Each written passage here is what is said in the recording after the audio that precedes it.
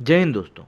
पिछले कुछ दिनों में बॉलीवुड से एक ऐसी फहरिस्त निकलकर सामने आई है जिनको सुनकर ऐसा लगता है कि वो सिर्फ शायद और सिर्फ क्रिटिसाइज करने के लिए ही बैठे हुए हैं। उनको किसी चीज़ में अच्छाई नहीं दिखती, उनको सिर्फ यही लगता है कि बस हर चीज़ को हमें क्रिटिसाइज करते रहना चाहिए जिससे कि हम सुर्खियों में बने रहें।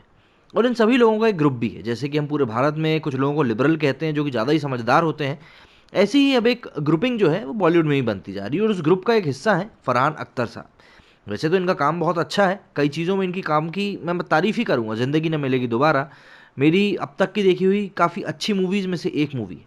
लेकिन पिछले कुछ समय में जब से सीए एनआरसी वाला विवाद सामने आया है, तब से उनकी काफ़ी ज़्यादा आलोचना भी हो रही है और काफ़ी ज़्यादा चीज़ों में उनका नाम निकल कर सामने भी आ रहा है। अब Bollywood actor Farhan Akhtar social media पर काफ़ी ज़्यादा एक्टिव रहने लगे हैं। हाल ही में फरहान ने सोशल मीडिया पर उन्हें ट्रोल करने वालों को करारा जवाब भी दिया था। एक्टर ने वैक्सीन डोज लेने की बात इंटरनेट पर शेयर कर दी, जिसके बाद सोशल मीडिया यूजर्स ने उनको ट्रोल किया था। इसके जवाब में एक्टर ने अपना कोविन बुकिंग स्लॉट शेयर करके ट्रोलर्स का मुंह बंद कर दिया था। अब एक बार फिर से फरहान का एक ट्वीट चर्चा में आया है जो सबका ध्यान अपनी ओर खींच रहा है।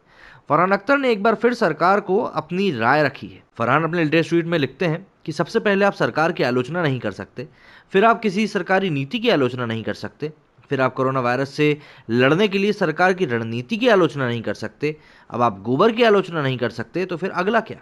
दरअसल मणिपुर में एक पत्रकार किशोर चंद वांगखेम और कार्यकर्ता एरेंद्रो लिचोम्बाम ने फेसबुक पर एक पोस्ट लिखा था, जिसके बाद उन्हें गिरफ्तार कर लिया गया। उन्होंने अलग अलग पोस्ट में लिखा था कि गाय का गोबर या गौमूत्र कोविड-19 से बचाव नहीं करते। इस पोस्ट के बाद उन दोनों को गिरफ्तार कर लिया गया। इसको लेकर ही फरहान ने ये पोस्ट लिखा है। इससे पहले फरहान अख्तर ने बिहार में गंगा नदी में बहती लाशों को देखकर भी ट्वीट किया था। उन्होंने लिखा था कि नदियों में तैरते और उसके तट पर बहते हुए शवों के स्कोर की खबर बिल्कुल दिल दहला देने वाली है। किसी दिन वायरस पराजित हो जाएगा, लेकिन सिस्टम में इन विफलताओं के लिए जवाबदेही होनी चाहिए। तब तक महामारी अध्याय बंद नहीं होता।